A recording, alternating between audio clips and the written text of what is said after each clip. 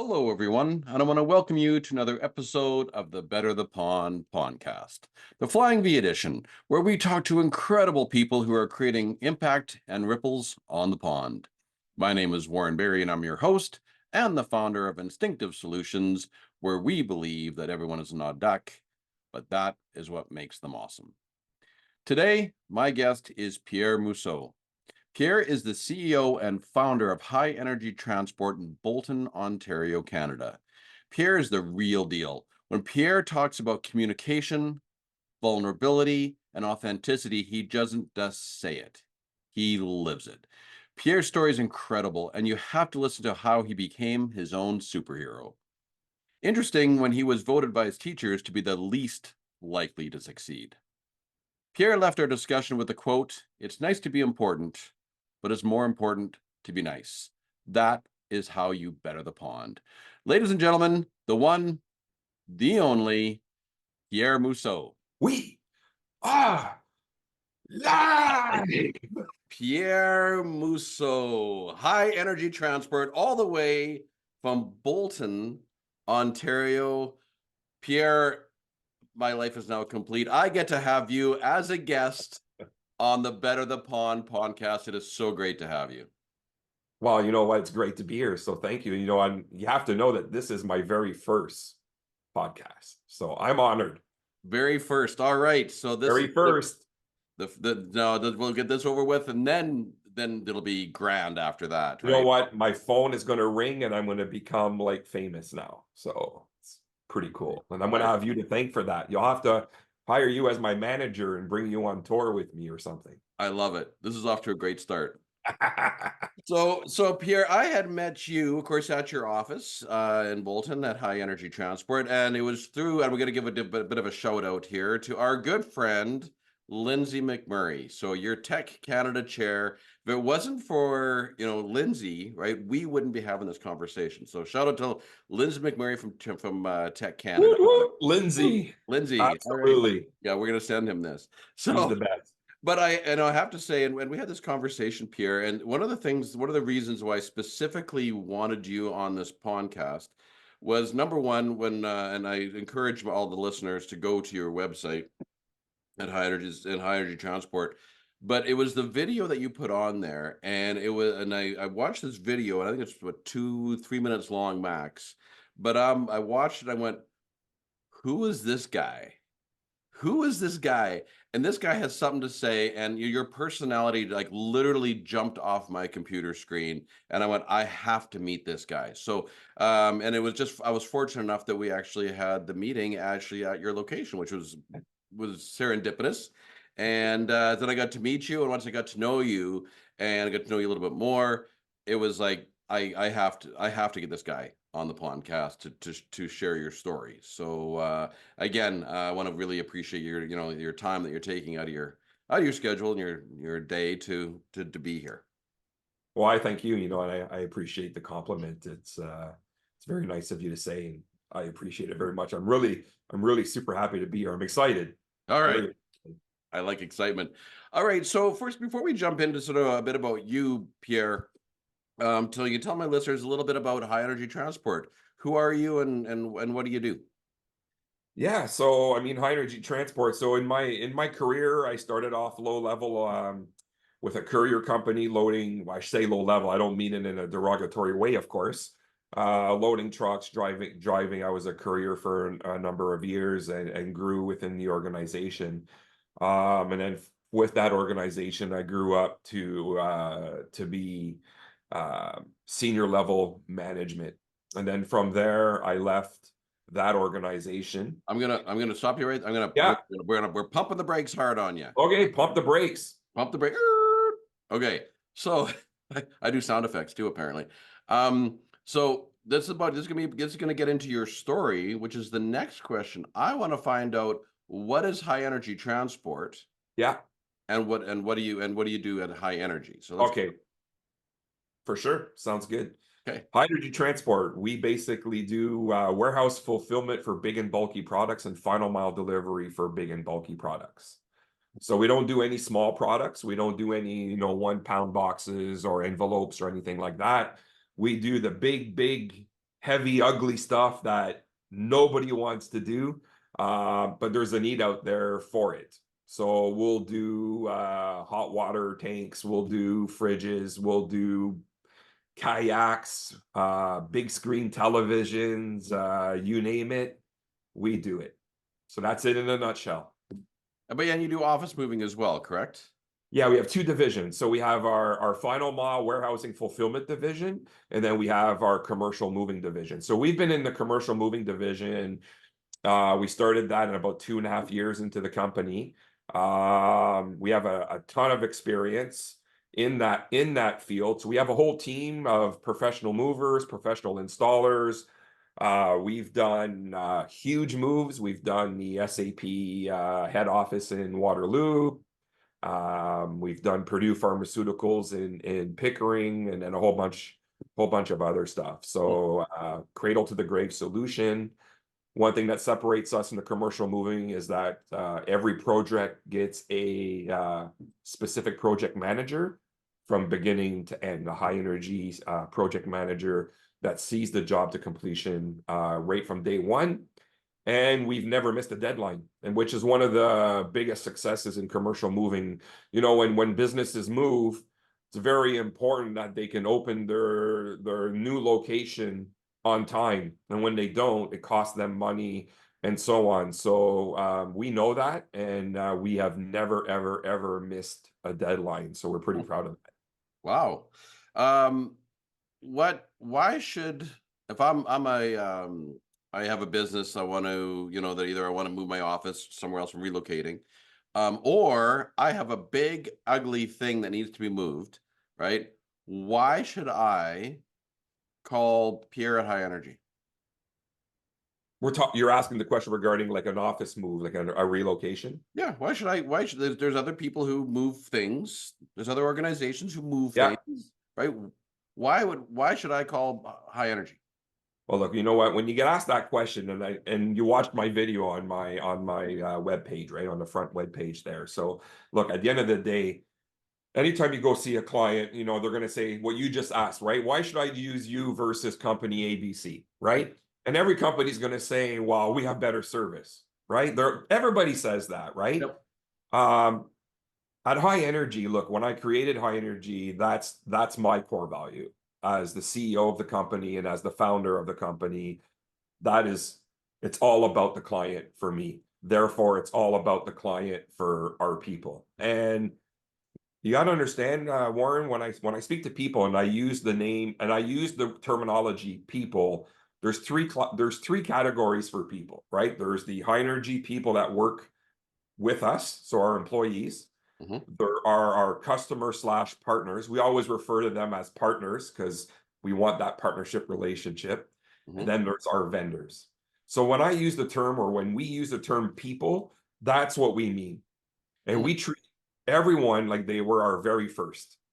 Every single one of them. So we've been in business now for 9 years. Next year is our 10-year anniversary. And I can tell you that an employee that's been here for 9 years still gets treated like it was his or her very first day at High Energy. Same with our clients. When they hire us, and we've had clients now that have been partners of us with 4 years, they still get treated like they were starting to ship with us the first day, or warehouse with us the first day, or we're moving them for the very first day. And that's the difference. That's the pure difference. So yes, it's about service. And again, anybody can stand up on a video and say, we have the best service. Well, we do, and we can prove it. And I can tell you that of all the customers that we still have them today. So, Yeah, no, that's fantastic. There's two things I want to say on that point.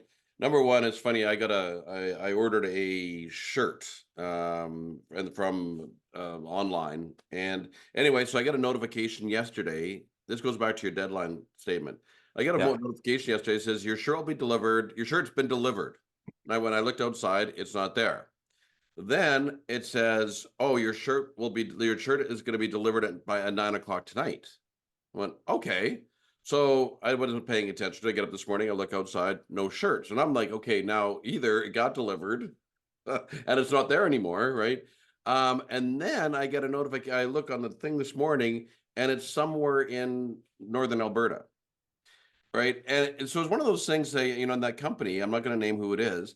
And you said, but we give great customer service. Well, but you're telling me all these different things, right? And I was like, now is though trust becomes a factor because I don't know now I don't know what to believe because you're telling me all these different things. So that's interesting. You said you would never missed a deadline. Is that okay? That now I know what to expect. The other thing I want to say is that, you know, I've been on this sort of rant about customer service, and every company will say, we give great customer service, we give excellent customer service, and we have service. And everybody says the same thing. And well, I've been on this sort of little bit of a rant recently. It said, I tell organizations never give good or excellent customer service again. And of course, I get this bewildered look in their eyes. And I said, because what you want to give, which is where you're going, is you want to give hospitality. And I say customer service drives process. Our process states where you check all the boxes, we've given great customer service. But the fact is that it's canned. It's right. And so what makes you different? And so hospitality drives care. So customer service drives process. We've checked the boxes off, but hospitality drives care, which means that actually taking care of the person, right, through what we do. We care about them. And so I said, never give good customer service, give hospitality. And that kind of goes in line what you're saying is, as our partners, our people, it's like the very first day. We care about them. So you're actually providing hospitality. You're not providing customer service. Yeah, you know what, and that's a great point. And another thing too, Warren, is a lot of people think of great customer service as, so let's talk about the final mile piece now, like what you just said, getting your final mile shirt at your door, right? So customer service is not just getting your package on time. Look, every company's going to make mistakes. Sure. Every company. And what separates one organization from another is how you deal with the in-between.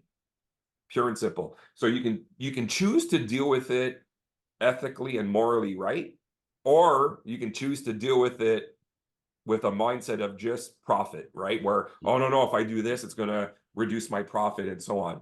So I very rarely think of the numbers. I always think of the clients. I always think of the people, because if you take care of the people, the numbers will come, right? So let me give you an example. Have we missed deliveries? Yes, absolutely, we have. Have we failed on some service commitments on our final mile delivery side? Yes, we have. However, when the customer notifies us, do we go above and beyond to ensure that we've done every single thing possible to make it right? That I can answer with 100% yes. Absolutely. Have we hung up with customers and they're still not happy with high energy? Of course. But can my team and I look ourselves in the mirror and say we did everything possible to make it right for the client? And the answer is yes, we have.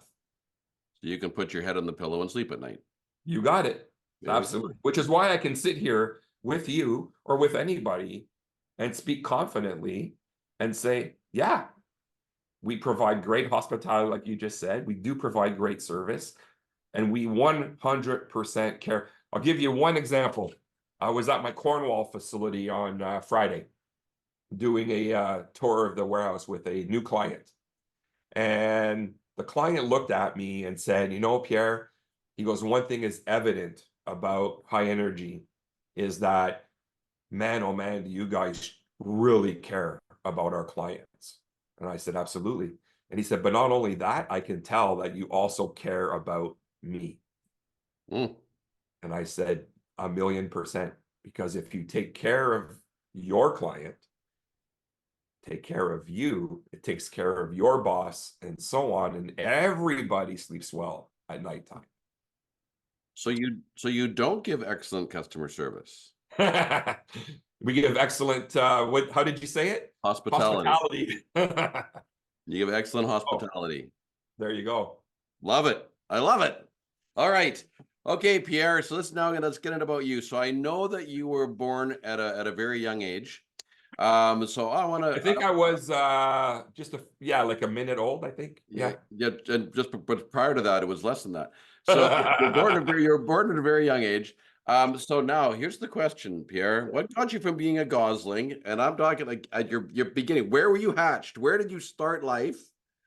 Right? What got you from being a gosling to leaving the nest? And I always say to my guests, like sometimes we're leaving the nest, sometimes either like you choose to leave and you jumped out of the nest and you flew, or sometimes it was like you got to shove, go away. Now I don't know what the story is. Yeah. To where you are in this very moment, Pierre. Pierre Mousseau, Oh my God. what is your backstory? Well, I don't know if we have enough time for the whole backstory, but I was born in at a very young age in Cornwall, Ontario. Cornwall, Ontario. Cornwall, Ontario, which is right near the Quebec border. So I grew up in a French home. We spoke French at home, and I went to French schools my whole life. My dad was a factory worker. My mom was a waitress. I have four siblings. My oldest brother passed away about 6, 7 years ago. It was a big age difference. He was 22 years older than I am. Ooh, there's a gap.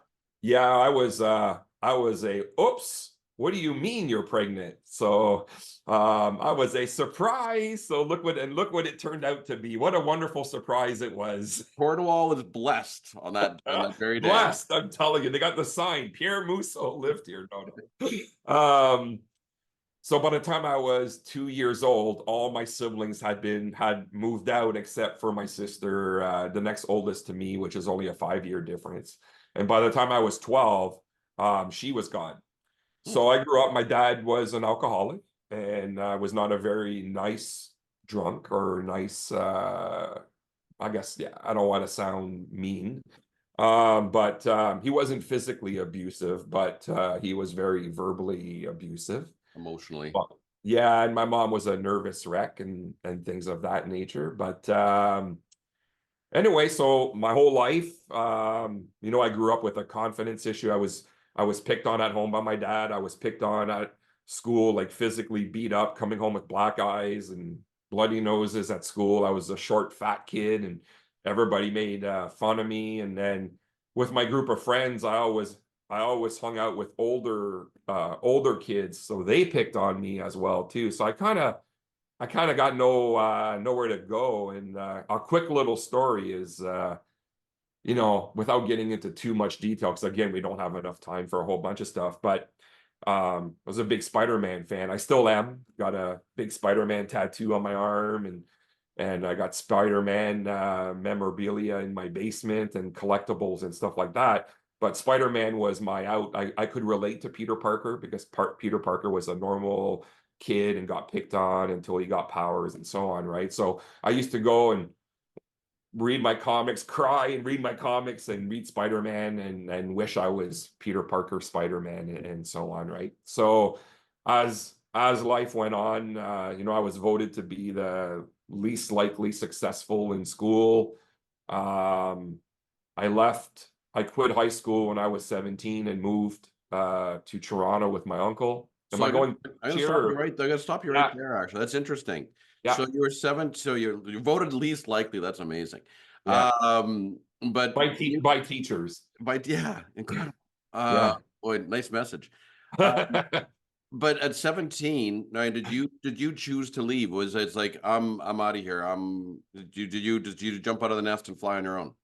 Yeah, things were really bad at home. Right? You got to understand is my sister left when I was 12, so I Yeah. had no more support. I got the worst of my dad, right? I got the brunt of it, right? Oof. And so at 17, I mean, in school, I never opened up a single book. I never read a book. I passed my courses by like 50%.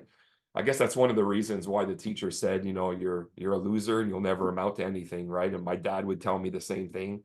And yeah, so at 17, my uncle said, which is my dad's brother, said, why don't you come and live with me? So he lived in Toronto. I went to Toronto high school, and man, oh man, was that an eye opener? Because you got to understand, you got a small town kid, very naive, right? Hmm. Who, there's a Burger King in Cornwall. You get to Toronto, hey, there's a Burger King in Toronto. Did you know that? So very naive. And going to a Toronto high school was yeah, that was way worse than a Toronto high school or a Cornwall high school, man. So I got beat up by even more kids. And then my dad's brother wasn't an alcoholic, but he was a druggie though. Oh So I boy. went from the fire into the frying pan. So I decided to leave, and I ended up sleeping on the streets for a few weeks, and that could have went really, really, really bad. Because you got to understand, like a 17-year-old Cornwall kid versus a 17-year-old Toronto kid Mm, is two different 17-year-olds. And obviously, the heavens and the powers that be were watching over me, because I could have easily been befriended by the wrong person, mhm. and my life could definitely be different than what it is today. So I made the decision to go back to my mom and dad's, because obviously living on the streets of Toronto was probably not the best situation. So now my home wasn't so bad anymore. And What was sorry, yeah. Pierre, what was this is fascinating. I'm learning so much from you, Okay. or about you. Was there a defining moment where that decision came that you said, "Yeah, I can't do this"? Because I would agree with you that you could have been befriended by the wrong person. You could have gone down a path that would have been, not very desirable, and we see that happen. Was there a defining moment where this is kind of like your superhero story, right? What was that time where you go, I'm not going there. I'm not going to go the fork in the road. I'm not going to turn left. I'm going to turn right.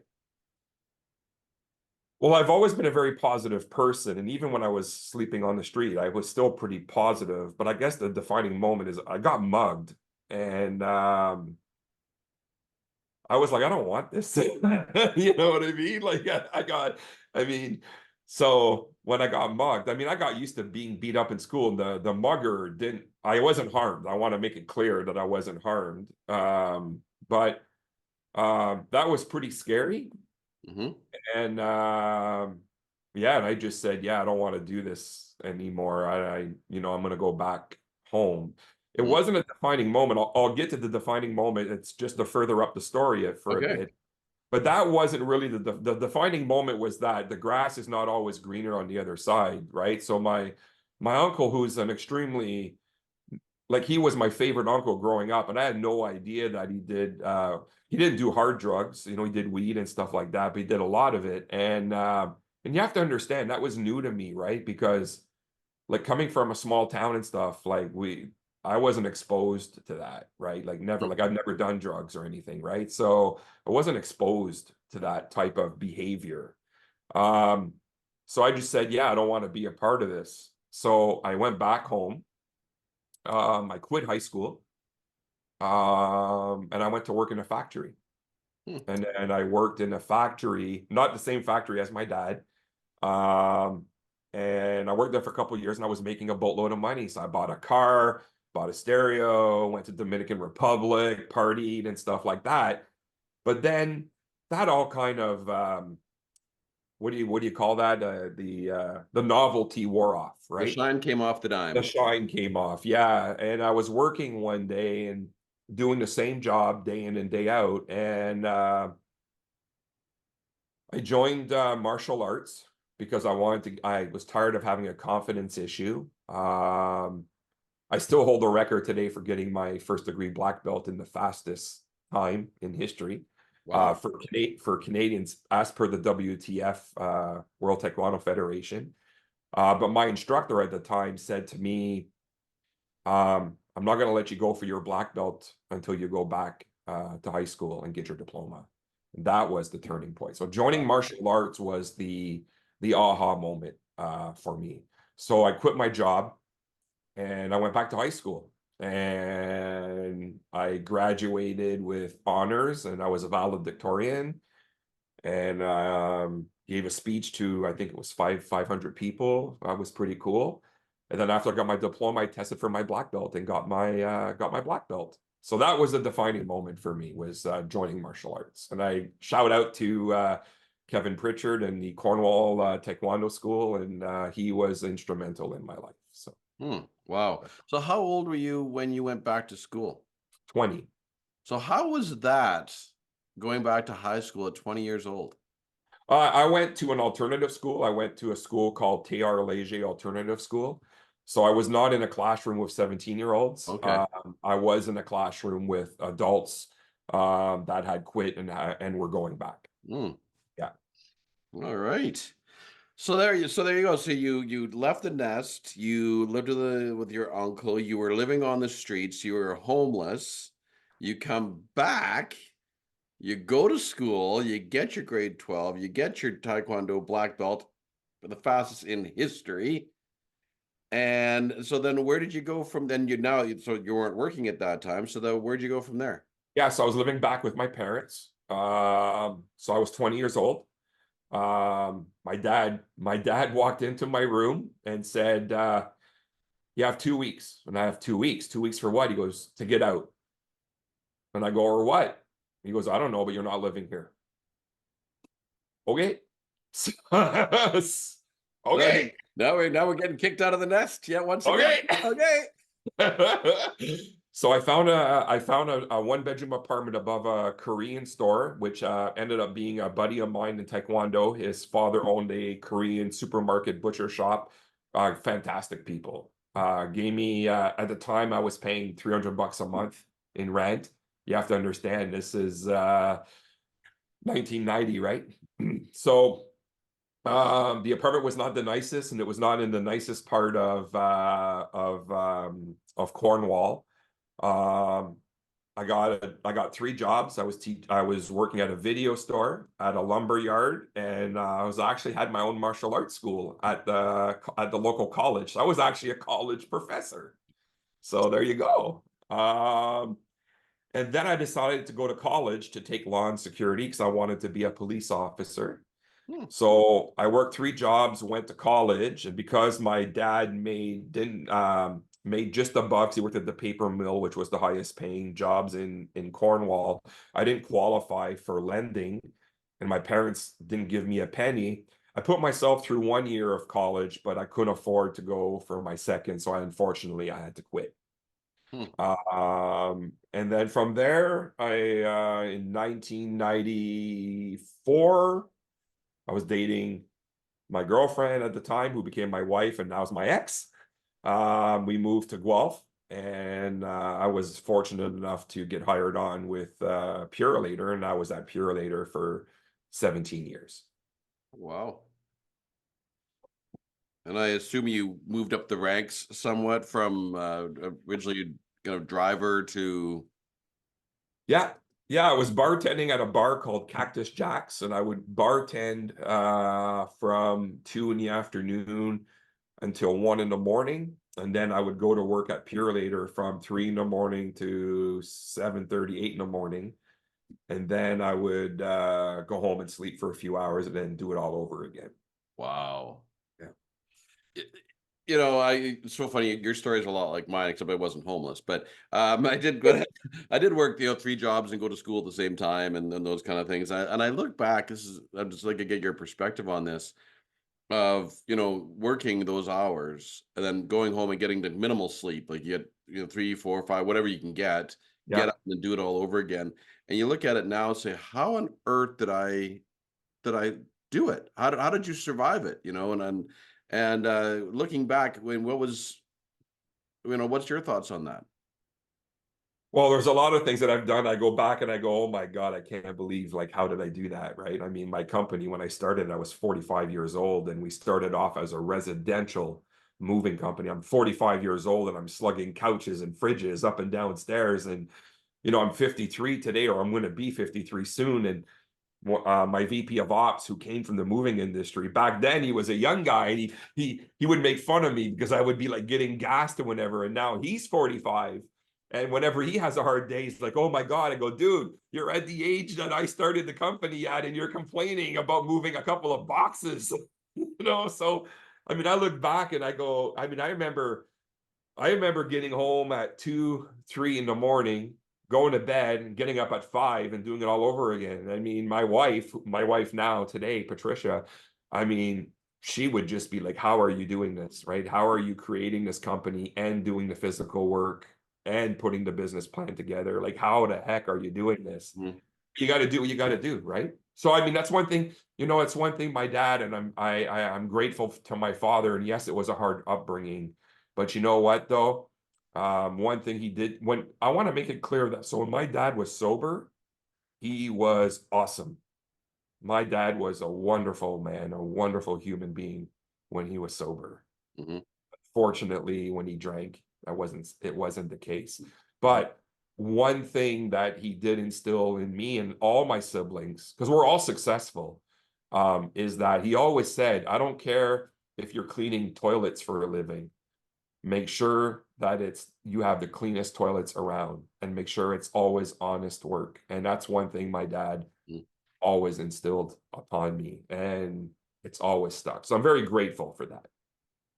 So it's interesting you say this because it's one of the questions I do ask is what's one lesson that your dad taught you? So you just provided that without even me asking the question. There you But go. let's We're so let, connected. We're we're connected. I knew you connected. were going to ask. Now, what about your mom? What's the lesson that you learned from your mom? Love. Love. Yeah. My mom, look, my parents had a very tough life, just like that. My parents were older, just like that generation, they grew up hard, right? Mm. And I grew up years hating my father, and maybe another discussion for another time about forgiveness and stuff like that. Because when my dad died, I didn't talk to him for 3 years before he died, and I didn't Mm. get a chance to speak with him when he died. So I regret that, but it is what it is. But my mom, my mom, God bless her soul, she was a feisty thing, 4'11". She was I was working at a bar in Cornwall called Freddy's at the time, right at the corner of Montreal Road and McConnell. And the windows faced the street. And I didn't even know this was happening. But my mom and my aunt, my dad's sister, got mugged on the sidewalk while I was working. Right, like I was right there. And the mugger grabbed my mom's purse. You gotta understand, my mom's like 4'11", like she's this big, right? Yeah. And he grabs her purse, and she's like, "Absolutely not!" And she kicks him in the nuts. Oops, I don't know if I can say that. I You just can say did. that. You just did. I just did. And she pulls the purse away from him, and he left. Right. So that was my mom. Uh, but my mom was a caring and loving woman. She threw a lot of guilt. I call her the guilt thrower, and I Mm. was a guilt catcher. Yeah. And I'm working through those problems still to this day at the age of 52. But it was never in a malicious intent way. She was just a very caring and loving woman. So Hmm. yeah, love. There you go. Yeah, Unconditional love or love? unconditional, Right? unconditional. Oh yeah, Unconditional. yeah, Okay. yeah. All right. So, I mean, you're working a zillion hours, right? You're putting together the business plan, you're slugging furniture, you're trying to build a company. Yeah, If I may paraphrase it, here you are today, right? The CEO of High Energy Transport. And I know what your business growth and what your goals are for the company, which are amazing and they're wonderful and they're huge. And just something that just reminds me of this as we're talking, Pierre, is the kid that is the most likely to not succeed, right? You're going to amount to nothing, right? And the trials and tribulations that you had, you've become your own Spider-Man, absolutely. I right? have. You become your own hero. That's And right. here you are. So the one that was least likely to succeed is the one that actually did. Yeah, yeah. That is a great story. All right. So now, next question for you, Pierre. I love it. This is fantastic. So, yeah, you might have already led into this, but I'm going to ask the question anyways. What's the greatest thing that's happened to you? And this can be a positive or a negative, depends how you Yeah. see it, right? This happened to you that's ruffled your feathers, just really ruffled your feathers. And how did you respond to it? Well, it's been a rough 3 years, right? So share a bit of a story then. So So when COVID hit, my business, I'm gonna give you the condensed version, obviously, for time. Yep. But when COVID hit, we were a day away from being bankrupt. Oh, So at the time we were doing residential and commercial moving. We had just got, not just gotten, but we got our first warehouse. Because you got to remember, I started the company out of my 5x7 storage locker at my condo. That's what we were using, right? And I remember sitting there, looking at my wife. It was 1:15 in the morning, and I was crying. And I'm saying to myself, how am I going to tell this woman who is the absolutely love of my life? She's been so supportive of me, quitting my job to start my company. And I was making good money. I was an executive making good money. mhm. And how am I going to tell her that it's over? And then I woke up in the morning. Oh, sorry. So as I laid my head on the pillow, I just looked up and I said, God, if if I ever need the help, now is the time. So like, can you just help me here? And if losing my company is my path, then so be it. But if it's not, can you please like help me out here? And I went to sleep and I woke up in the morning and there was a message on my phone from an ex-colleague of mine of a courier company. And I already told you where I work, so figure it out. It said, can you help me do some deliveries? And I'm like, absolutely, I can. So we took year 6 of my 10-year business plan was to roll out the big and bulky final mile delivery side of the business. So I took my year 6 plan, I put it into year 4 and we rolled it out. And we made a bunch of money and the company was saved. Wow. And I'm very grateful. I'm very, very grateful. So then life goes on. Um, and then unfortunately, we had a tragedy in family where my oldest son got sick and passed away. Mhm. That was he got sick in September 19th of 2020. And he passed away on December 12th of the same year, just shy of his 21st birthday. So as you can imagine, it was very difficult to deal with. A few months after Parker died, unfortunately, our largest client, unfortunately, could no longer do business with us because they were going through some difficult times themselves. So we went from doing, 13, 14 trailers a day to doing nothing. Ooh. Um, so I had to put my grief aside for Parker and I had to save my company, right? I got employees that are counting on me. A couple of other clients that were counting on me and my wife and I made a decision to borrow some money against our company because my mindset is you don't let go your people um at the first sign of trouble, you know.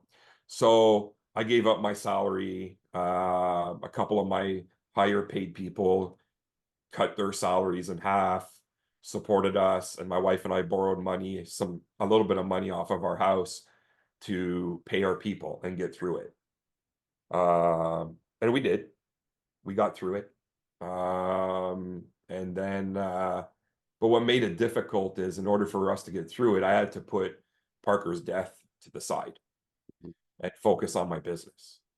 Now, fast forward a bit, once the business started doing better, well, I was a little bit messed up, to be Mm. honest with you, and to be perfectly transparent.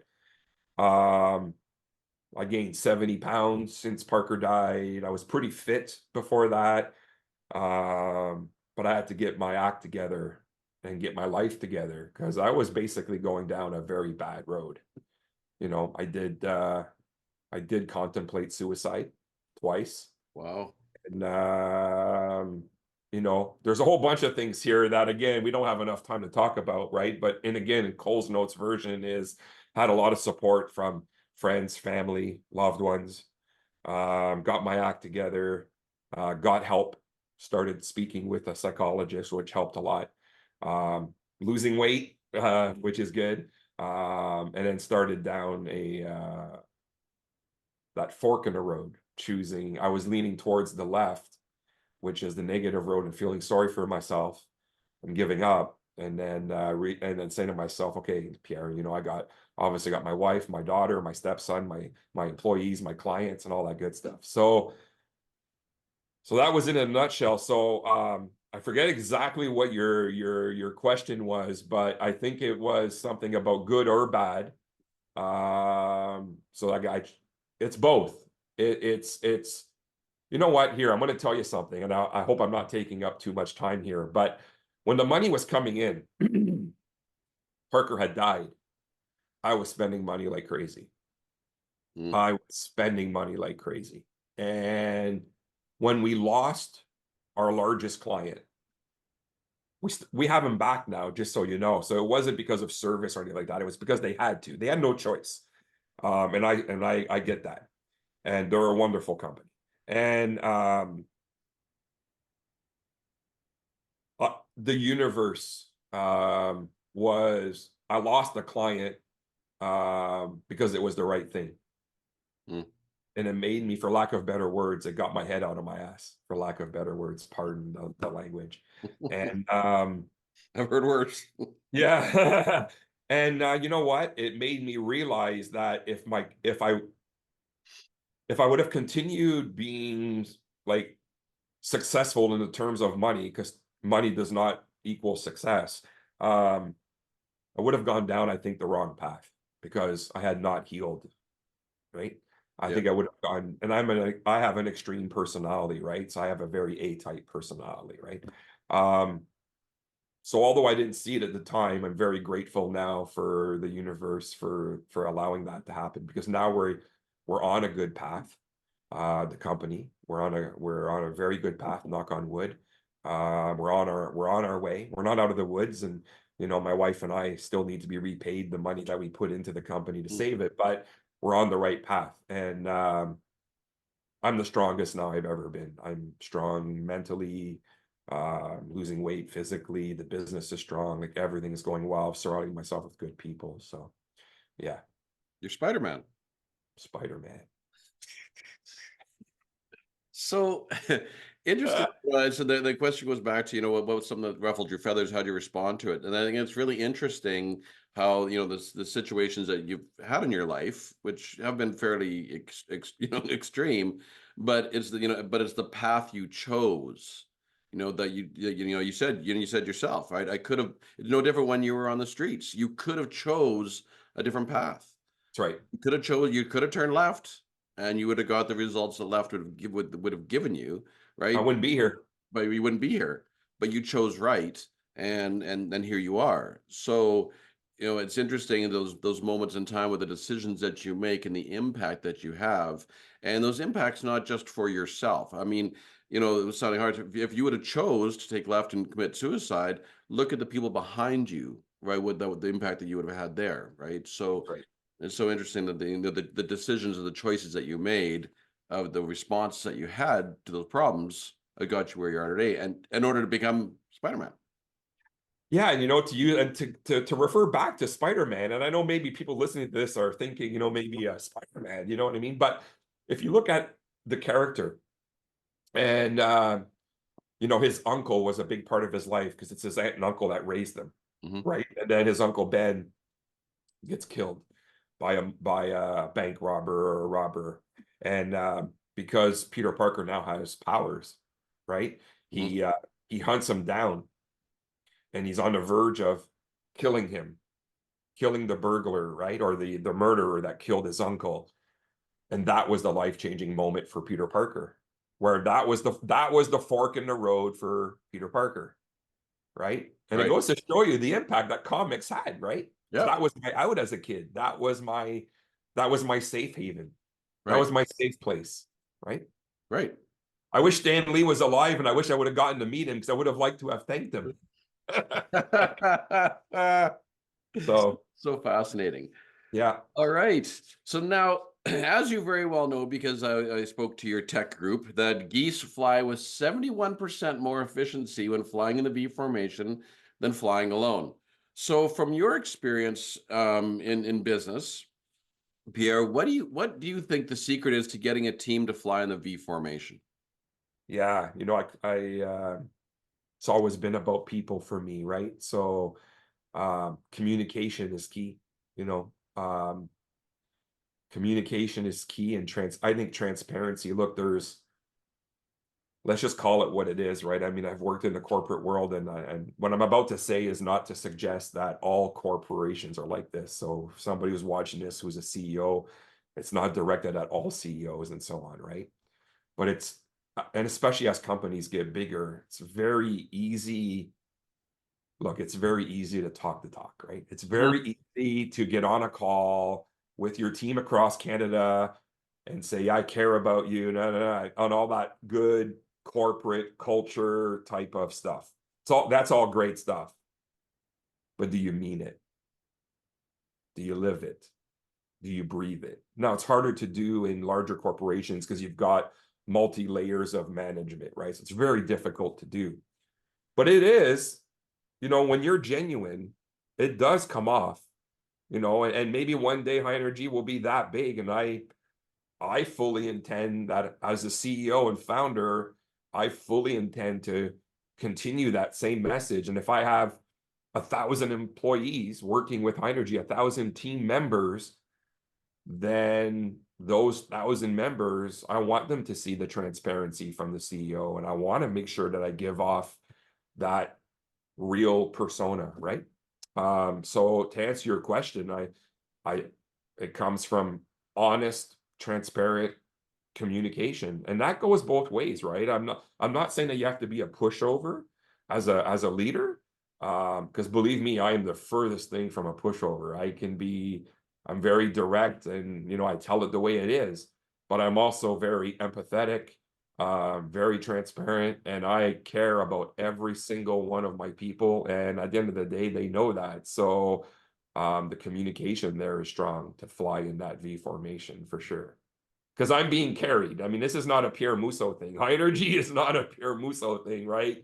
I'm just the face of the company, right? I mean, maybe I should hire a model to do that part, but at the end of the day, though, I was thinking maybe Ryan Reynolds or someone like that. But so Ryan, if you watch this, Ryan, call me. But you know what, though, honestly, though, you know what, I give the direction. It's my vision.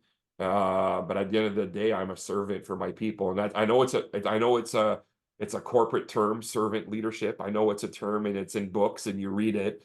But I believe in it. I believe in it. So my advice to any CEOs out there, and to get into that V formation, one is to hire you and have you come in and teach your course, which is absolutely fantastic, along with Colby. And I think that's phenomenal. And as you know, we're going to roll that out here at High Energy. But communication and transparency. Yeah, that's it. Yeah, I would say, geese don't honk to complain. Nope. They honk to Nope. motivate. That's why they honk. Yeah. They were communicating, they're motivating each other. That's why Yeah. they honk, right? And as you know, when I spoke to your group, I say, nature doesn't try. Nature just does. That's right. And that's the authenticity piece. And I just wanted to say this because, I mean, to me, authenticity, I always say about, flying the V formation, going faster isn't about going faster. Flying faster is about getting rid of resistance, and which you then move faster with less energy. And that authenticity bit, it's easy to say, oh, I'm a servant leader, I'm authentic. It's easy to say, Right. but it's harder to do. And Not hard to do.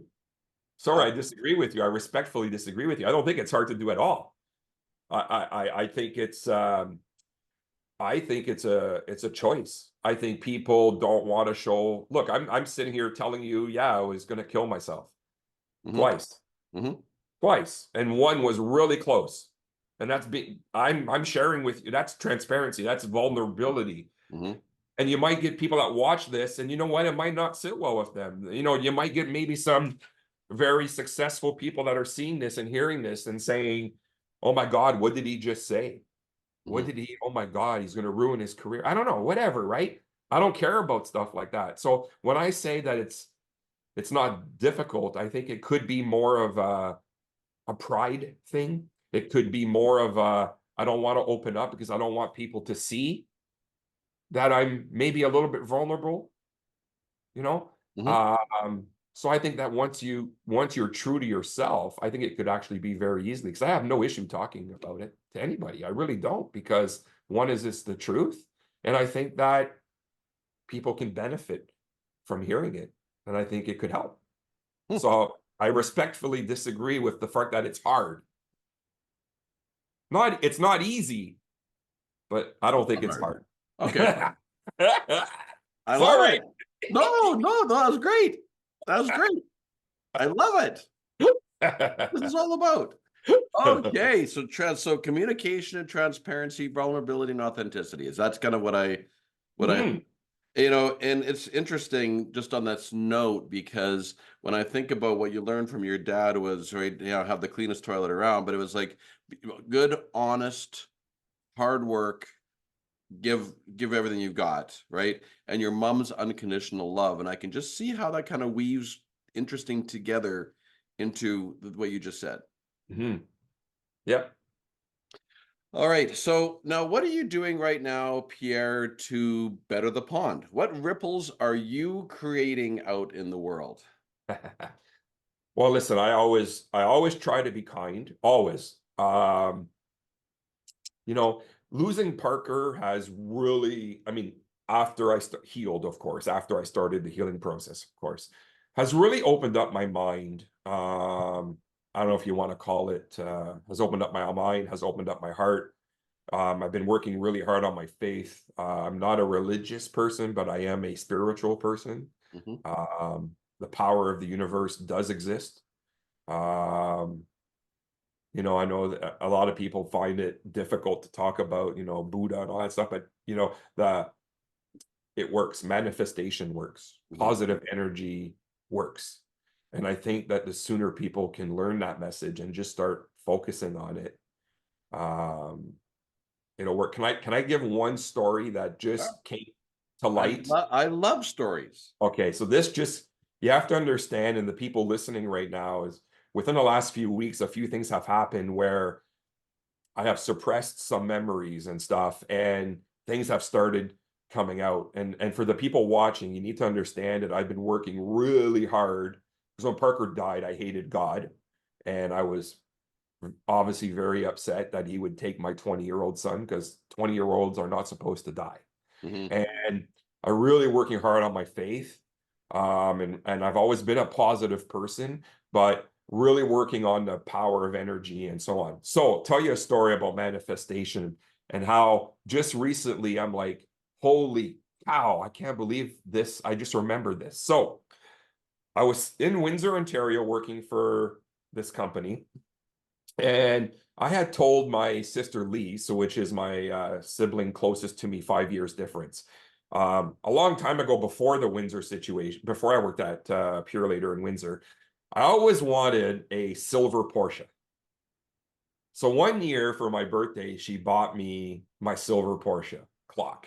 and it was this big. It was a beautiful silver Porsche. Had a nice big round face clock in it.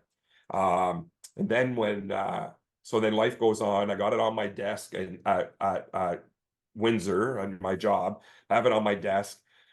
And my marriage wasn't going well. And I started thinking, you know what? When I get divorced, I'm going to marry a super hot blonde.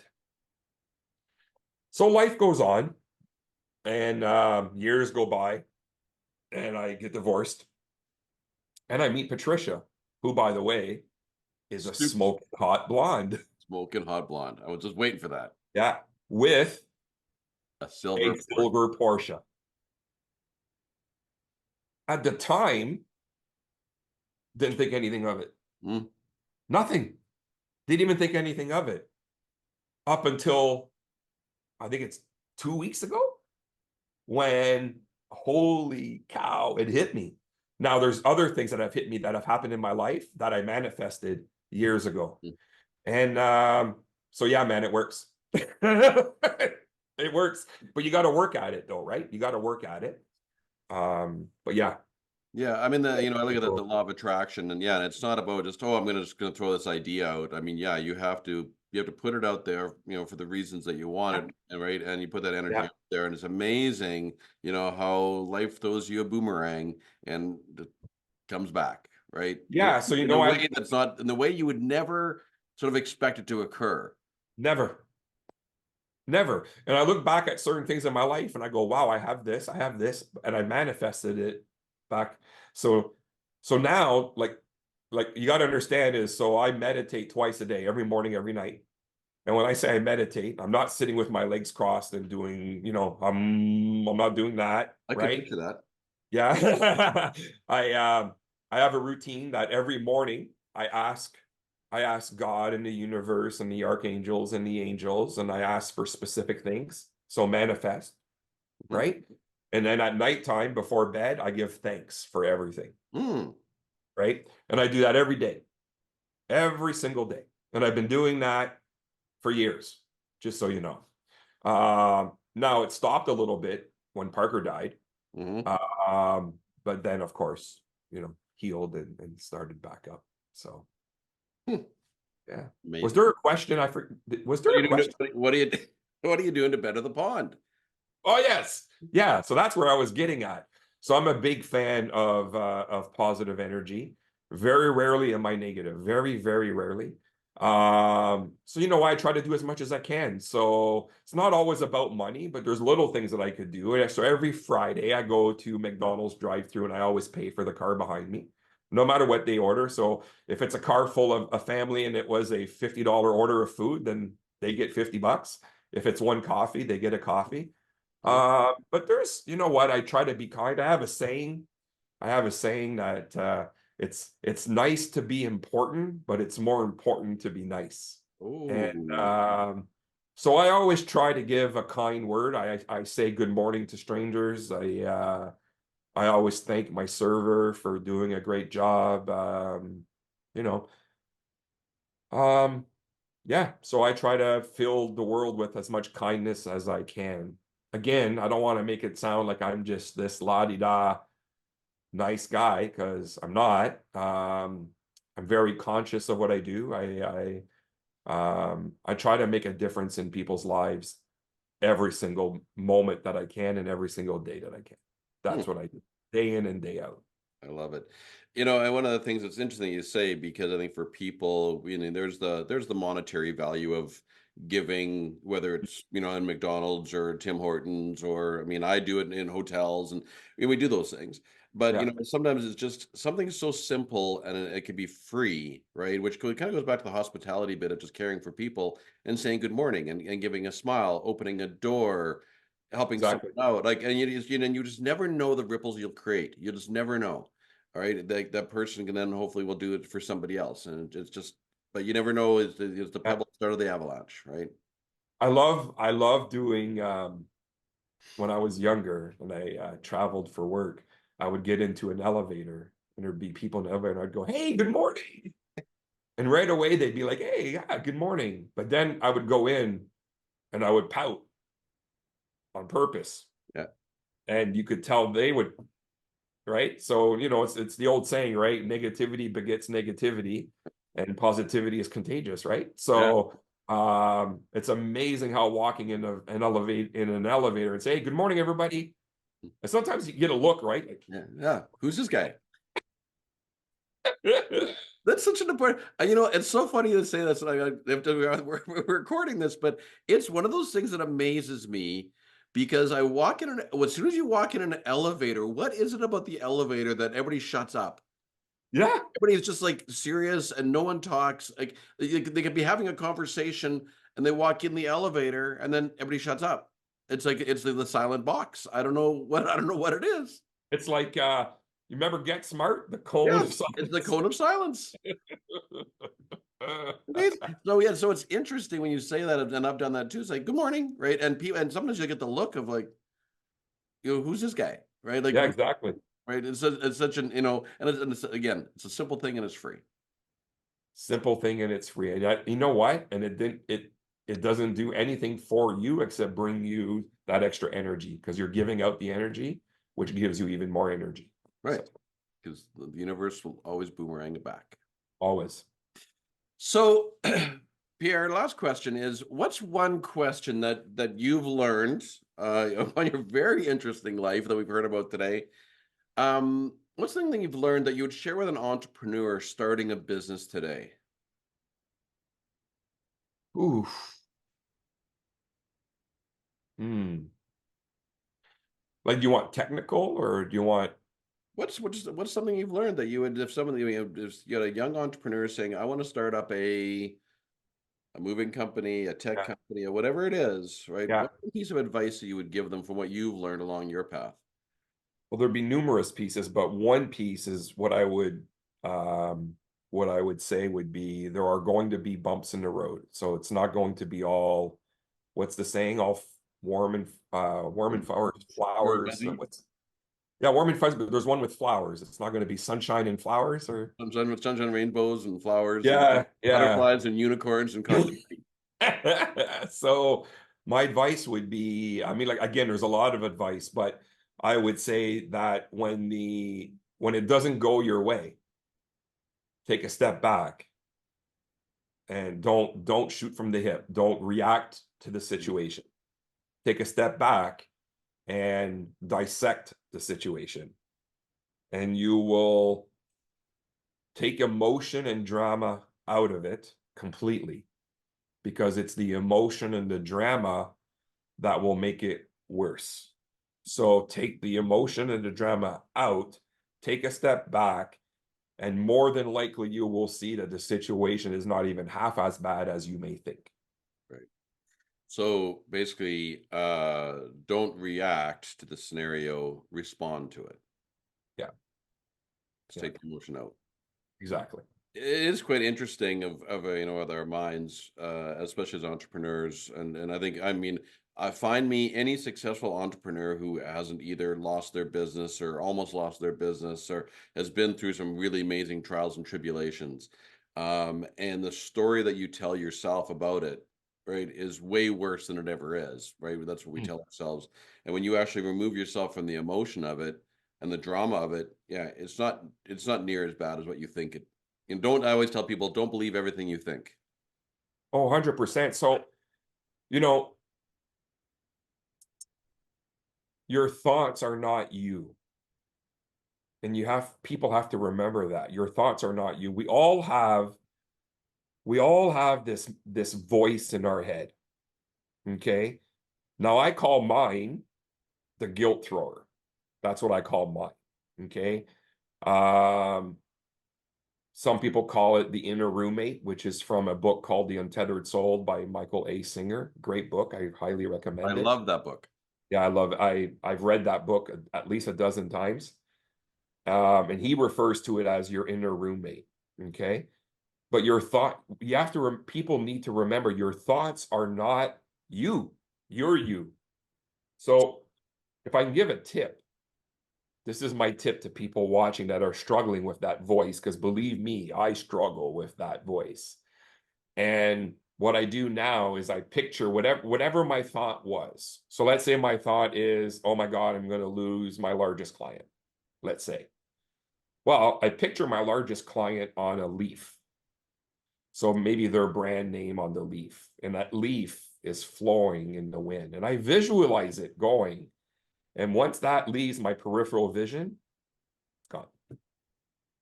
And that's what I use to help me get through the thoughts, because the thoughts are not you.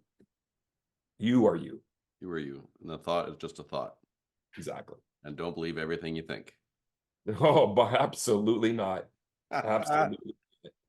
Well, Pierre, I really want to thank you for your time today. Obviously, your stories. I want to really I appreciate and highly respect you as a person, but just your vulnerability, your transparency. It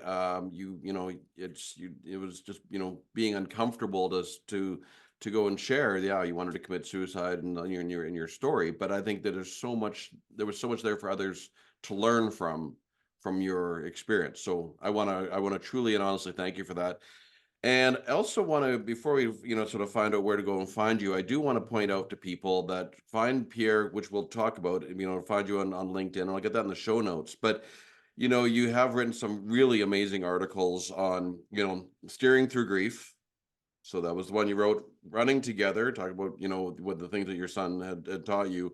And self-forgiveness is the latest one that you've written. And so I would highly recommend that people go there and find you and read those articles, because very well written, and you can just tell they're written from the heart. It's not some AI thing. It's you. And so I really appreciate that, and your sharing of yourself to people in the world. So Pierre Mousseau, if people do want to find you, where's the best place for people to reach out and get connected with you? I mean, LinkedIn is the best place. I'm not on social media, so LinkedIn is the best place. Feel free to email me, pierre@highenergytransport.com. Can definitely be reached there. So yeah, that's pretty much it. Pierre Mousseau on LinkedIn, and Yeah, Pierre at highenergytransport.com. We'll get that in the show notes. People want to reach out to connect with you. And awesome. And even from your story, actually, there was a guest that I had who basically was Trevor Muir is his name. So I had him on the podcast. But anyway, his story too was he was on the bathroom floor contemplating suicide the one day, and how he pulled himself out. So so there's those people who are really struggling, whatnot. I think having people like you who've been there to, sometimes even just to lend an ear. Absolutely. I'm always here if there's anybody listening right now, and you know what, you just want to talk with someone who's maybe experienced similar situations that you're in right now. 100% you can reach out to me. I'll make the time, non-judgmental here. If you just want me to listen or you want to talk, absolutely reach out. It's all about the hospitality, Pierre. 100%. All And I right. mean that. I mean that. I know it's often said, but I mean it. I mean, if somebody reaches out to me, I will respond 1,000,000%. Absolutely. Love it. Yeah. All right. There you have it, folks. We had a amazing time with our friend Pierre Mousseau from High Energy Transport. Love the story. Love your transparency. Thank you ever so much.